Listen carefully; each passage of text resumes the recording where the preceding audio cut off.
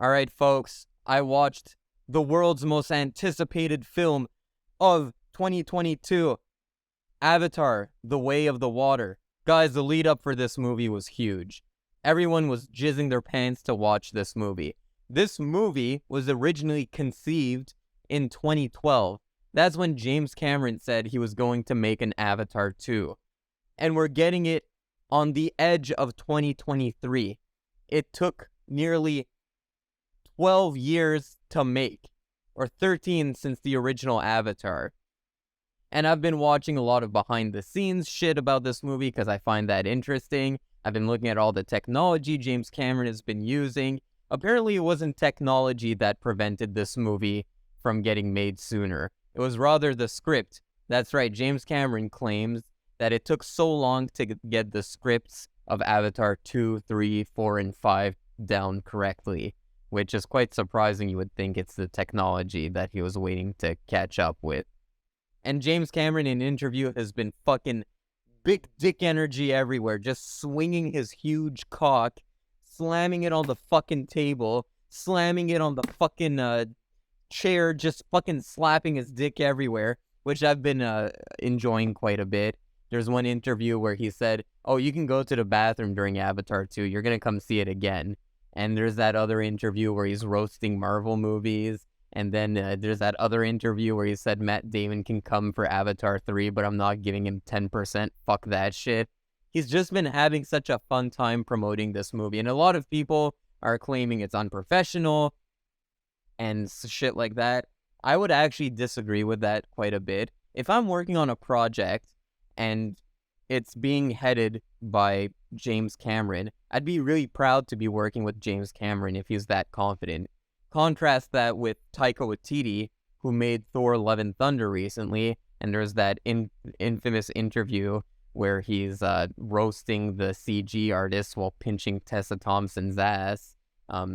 That's not someone I would want to work for, someone who's going to trash the movie. But if you work on a James Cameron movie, he's going to be like, you know what, this is the best shit ever, you've never seen it before, and that would make whoever's working on the movie feel really good about themselves, which is why I'm not opposed to James Cameron's big dick energy. Plus, he's Canadian, so I can't help but respect him. James Cameron is not my cup of tea. I'm going to be flat out honest with you guys. I don't even like Titanic. It's been a while since I watched the original Avatar, but from what I remember, I don't really like it all that much. Guys, I'm going to get controversial. Terminator 1, overrated. I'm going to get even more controversial. Aliens, overrated. I think my favorite James Cameron movie is Terminator 2, Judgment Day. I like The Abyss. There's a couple of movies I like. Not True Romance. True Lies is another one I like. There's a couple of those I like, but at the end of the day, he's a very blockbuster film director. If making movies was a dartboard, James Cameron is all about shooting the dart right in the center and getting 100 points. That's all he wants to do, which I have to respect him for. As someone who does admire the craft of filmmaking, there is something quite cool about making a huge crowd pleaser the way he does. So even though it's not my cup of tea, I still respect him for making crowd pleasers. It's not like I'm like, oh, it's not artistic enough. As if you guys have been watching my reviews, I gave a really good review to movies like The Batman and Top Gun and Jackass Forever. I'm not one for the high art only. I like all kinds of shit. Just James Cameron's sensibilities don't really mesh well with mine. James Cameron wanted to retire after the original Avatar, but then he was doing a lot of activism, taking a little break from everything, and he was doing a lot of environmental activism, and he realized that the Avatar movies could be a perfect way to do environmental activism while doing some storytelling. So he came out of retirement to do Avatars 2 and so on and so forth. He claims he's not going to do all of the Avatar movies, but he's going to do quite a bit of them. So yeah, I like that. If you're going to preach to me about environmentalism, don't do it at the Oscars and be like, guys, I know I just won an Oscar, but the environment is so important. Use your craft to spread that message and make it subtle and make it interesting and do it the way James Cameron wants to do it. I find that much more appealing than, especially Don't Look Up. That's that's how not to do environmental activism. Okay, let's fucking talk about the movie. I'm gonna spoil the whole movie throughout this review. If you haven't seen the movie, click away. Entire spoilers throughout the whole review. Everyone is saying it. The movie is visually beautiful. It is. It's a very beautiful movie. I think that's something you would come to expect with the James Cameron movie. Honestly, I don't think it's quite his most beautiful movie. If I'm being real, I think Titanic is his most beautiful movie because the way they like actually recreated parts of the Titanic just to crash them. That's like the kind of filmmaking I'm more into, like the creating real sets and shit like that. To me, like CG effects, they don't really do much for me. But in terms of immersiveness, I was quite immersed in the movie. The 3D, I saw this in 3D. I didn't see it in IMAX because I don't live close to an IMAX theater. But the 3D works. It's really nice. The problem with any 3D movie is after a while, you just forget you're watching a movie in 3D. Not only that, there's some parts I feel like they could have utilized the 3D a bit more. Parts where, especially where you're getting establishing shots or really long shots, I feel like I was watching 2D. And whenever there'd be an establishing shot, I'd take my glasses off and I'd notice there's not many of the old double image, whatever the fuck is going on when it's 3D. And to be honest, I thought the movie was visually what I would expect from the movie up until they arrive at the water place. Once they get to the water tribe, whatever they call that, I thought that's when the movie stepped it up a notch. The water in here is really cool. I liked doing the water exploration, seeing the animals. I saw a couple of people in my theater fucking reaching for the screen, like it was fucking Spy Kids 3D or something, and we're discovering 3D for the first time, and everyone was just like, "Oh, can I touch the fish?" A lot of people did that in my theater. And prior to watching the movie, there was a couple of ads in 3D. There was an ad for Guardians of the Galaxy 3 and an ad for Ant-Man. And you can really see how much Avatar is ahead of that conversion technology when it comes to its 3D. Because those ads didn't really feel like they needed to be in 3D, but the Avatar movie was like, oh, you had the fish flying in your face and shit like that. Scenes where they're riding the manta rays or whatever they were. Those were really fun as well. The 3D really works in this movie. Yes, it has the problem of after fucking 2 hours of a 3 hour and 15-minute movie, you forget it's 3D, but it's fine. It works just as well, in my opinion. So the visuals are nice. We all settled that. It's a beautiful movie. I'm just going to give a couple more positives before I go into the negatives, because overall, this movie is medium to me. So the positives is there's stakes in this movie. A character dies. The son of Sully dies in this movie. That's way more ballsy than what your average blockbuster is doing. Granted, the movie does have like a cloning plot, so they could just clone the son and bring him back in the next movie if they really wanted to. So, but I do give them props for fucking killing off the kid. I thought that was pretty cool. And other than that, when there's scenes of destruction, you see people fucking ragdolling everywhere. There's like dismemberment that goes on in the movie, which is, again, more than you would see in your average blockbuster these days. Also, there was a lot of cussing for a PG-13 movie. I noticed a lot of shit and a lot of fuck. Yeah, a lot of cussing in this movie. I just feel like it was the stakes were high because they weren't trying to crack a joke every 5 minutes. And it's something I said was a good thing about the latest Black Panther movie. Granted, there were moments in that new Black Panther movie where they tried making jokes and it was just like, They don't have that in this movie. There are a few jokes.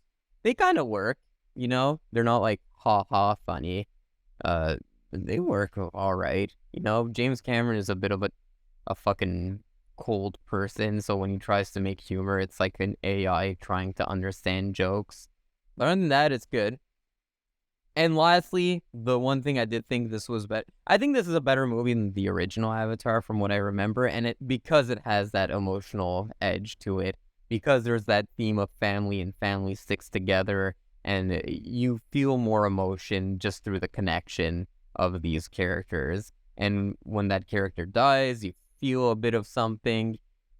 Granted, it's kind of minute because you wish you liked these characters a bit more, but there is an attempt at making this a more emotional story. And when I watched the trailers of this movie, in my head, I was like, okay, Avatar 1 is like Terminator 1. It's not the deepest story. It's not all that it's not all that deep. But when they're gonna make the Terminator 2, Avatar 2 is gonna be like the Terminator 2. And Terminator 2 is like a superior movie to Terminator 1 in every single aspect.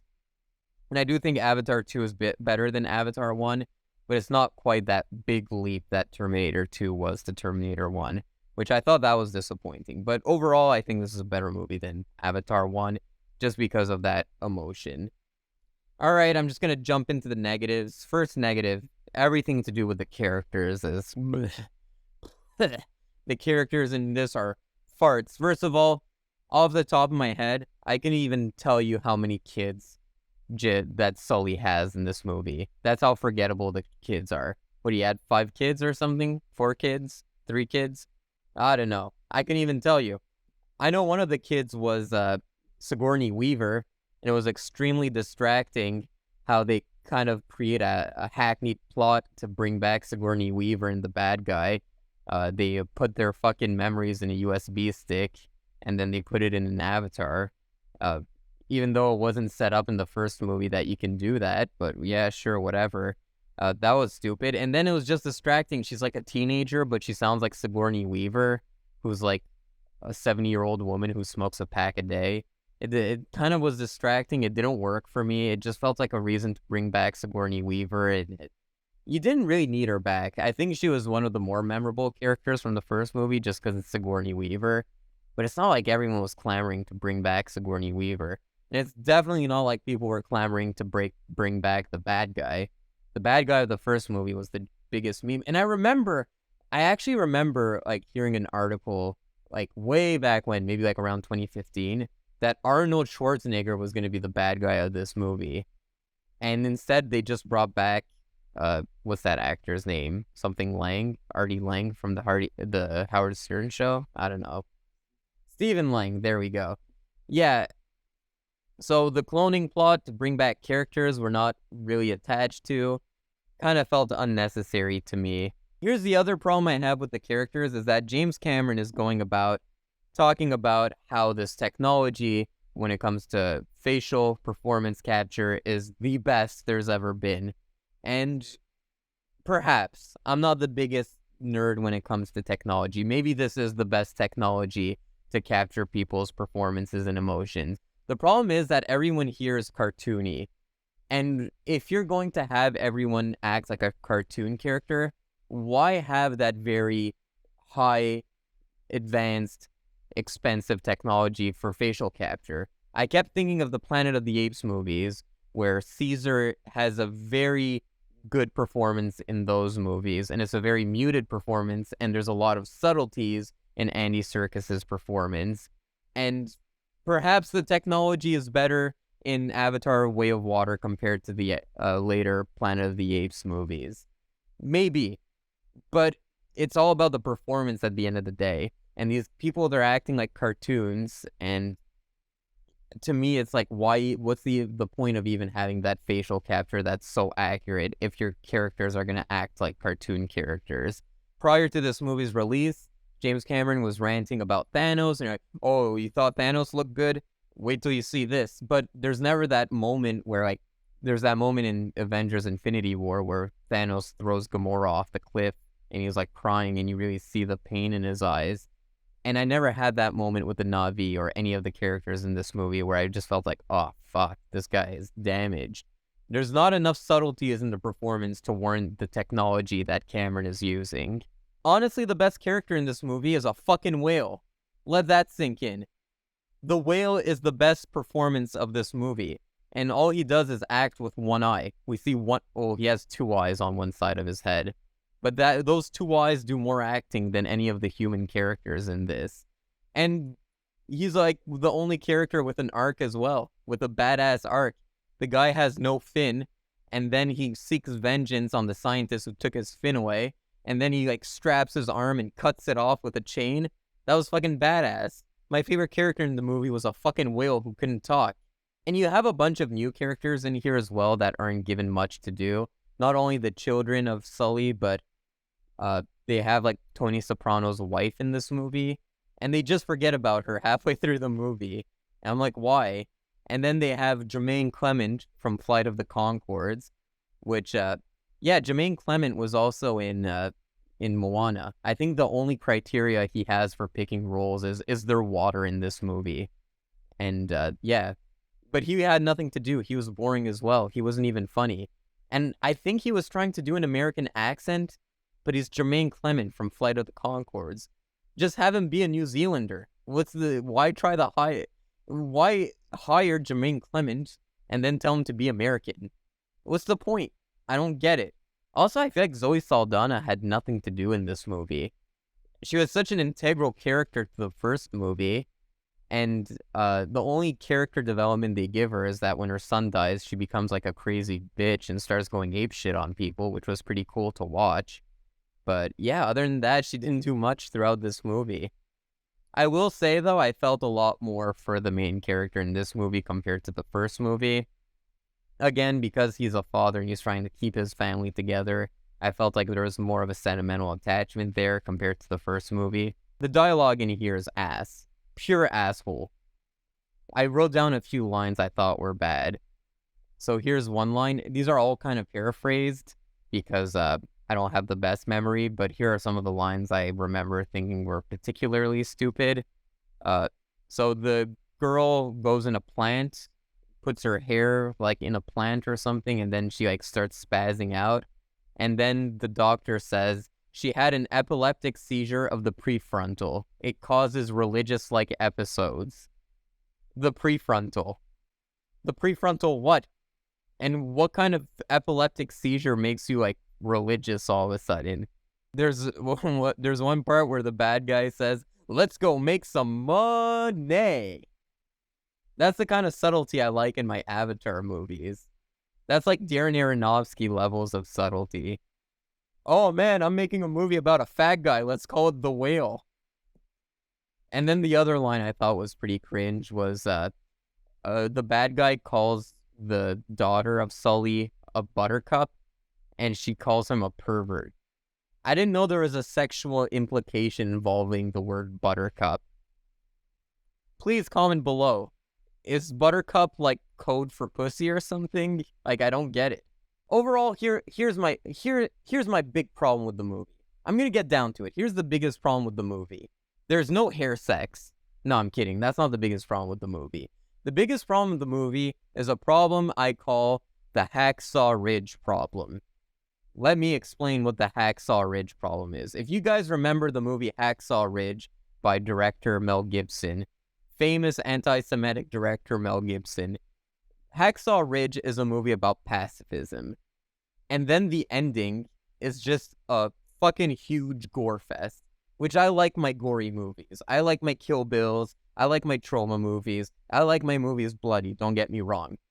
But your movie is supposed to be about pacifism, and then you spend half the movie indulging in the thing you're trying to preach against.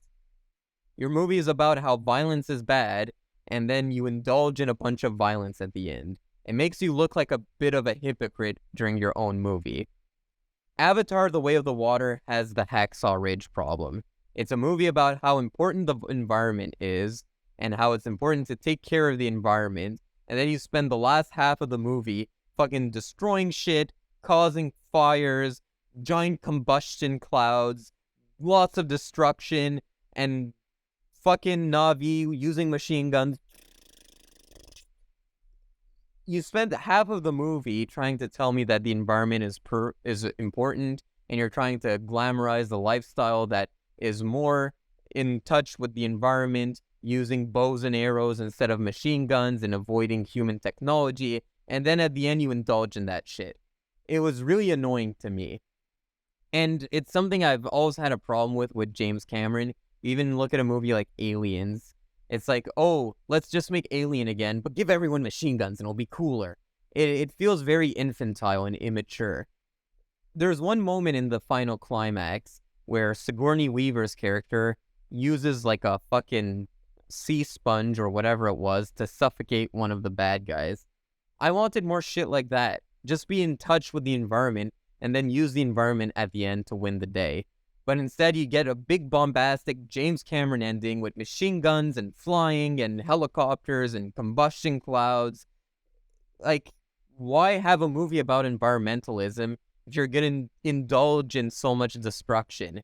That's what really upset me about this movie. And it's like, I knew how important this was for James Cameron to make a movie about the environment, but you spent half of the movie just showing a bunch of destruction. It doesn't make sense to me. Again, my favorite part of this movie was when he fucking took the metal thing off of the whale's fin. Because it's like, that's what James Cameron set out to do. He wants to make a movie about environmentalism. And that was the most emotional part of the movie. Again, the whale was the most deepest character of this movie. But then the ending, it just goes against all of that, and it's just a bunch of nonsense, destruction. And to be honest, it's not even that good. It's not even that entertaining to watch. You get fatigued after a while. You see so much explosions, after a while it don't mean shit no more. And here's something my brother pointed out, and it's something I didn't notice about the movie, but now that you mentioned it, I do notice it. You have these giant fucking whales, and they're like just swimming around these ships, and the ships are fucking staying still. There's like no gravitas to it. There's no scale. Sure, the stakes do feel bigger compared to your average Marvel movie, but that's setting the bar quite low. He compared it to Dune. When the sandworm shows up in Dune, the sand moves, it sinks beneath their feet, and it causes like fucking changes in gravity almost, and you feel the fucking scale of this giant sandworm. What's going on in this movie? A fucking whale moves under the ship, and the ship just a little rocky there. It's like a fucking, I feel like there's more impact when I go kayaking and there's a motorboat next to me. I don't know. That was like the biggest problem I had with this movie. Is like, it just dropped the ball in the end. I wanted it to be more about the environment. And I find movies to be very preachy these days, but this is one movie I felt like, okay, you had the right to be more preachy. You can do more world building. And one thing that also annoys me about these Avatar movies is how they're all narrated. Jake Sully has to talk over these very beautiful scenes. Why don't you just have a moment where the camera just sits still and you're like enjoying the scenery of this planet? Why not have scenes where the camera is just staying still and you're looking at Pandora? Make it like a BBC Planet Earth thing where you're just looking at these beautiful nature shots that are all computer generated but still beautiful. I don't know, it's just like that whole bombastic ending was like, oh my god, just give me a fucking break already. And ultimately, I think it does show that Cameron does have a misunderstanding of what makes the Marvel movies so popular. James Cameron thinks it's all about the tech. And yes, Marvel does cut a lot of corners when it comes to technology. They do overwork their staff, and they do underpay them, and it shows in the final product. But I think the reason why people go see Marvel movies, especially pre-Endgame, everything up until Endgame, is the characters. People like Spider-Man. People like Iron Man. People like Captain America. When I went to see Infinity War, I was supervising a field trip. I used to work in a high school. I was supervising a field trip. And when Thanos snapped his fingers and so Spider-Man disappeared, and it ends with Thanos just sitting in a farm, being happy, looking at the sunset, cut to black, pin drop. Because those are characters you like. And I think if James Cameron wants to make a movie that tells you how important the environment is, you need to have more likable characters. And you need to stop just hyper-focusing on the technology. I admire James Cameron for being a craftsman. I'm not one of these people that hate on George Lucas. I think George Lucas is a crazy director, and he's done so much for technology. But give me more. If you want the theme of environmentalism to persist, and James Cameron, he came out of retirement just to preach about environmentalism. If you want that to be effective, give better characters.